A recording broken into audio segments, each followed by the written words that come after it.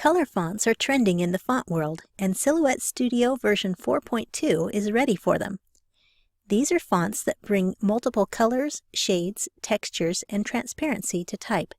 These special font files can include vector shapes, bitmap images, or even both in font files.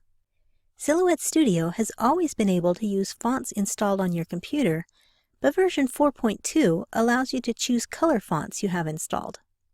As with creating any text, simply choose the Text tool on the left, click down to create a cursor, and type your text. Open the Text Style panel on the right. Click Away From, then click again to select your text all at once. Now you can choose color fonts you may have purchased or downloaded and installed on your computer.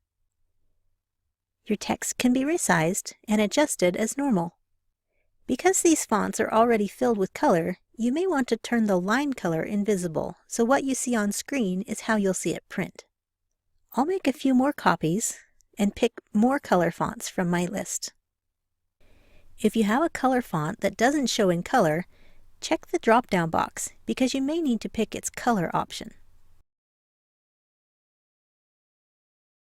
This feature is available in all editions of Silhouette Studio version 4.2, but if you have Designer Edition or above, you can also easily access colored glyphs from the Glyph tab in the Text Style panel. If you have a font that includes colored glyphs, such as Segui UI emoji, those glyphs will show in color as well.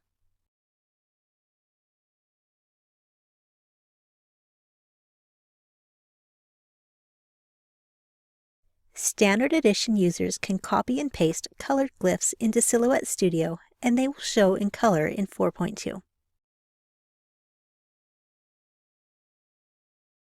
Use of these specialized color fonts are a nice addition to all users of Silhouette Studio version 4.2, Standard Edition, and higher.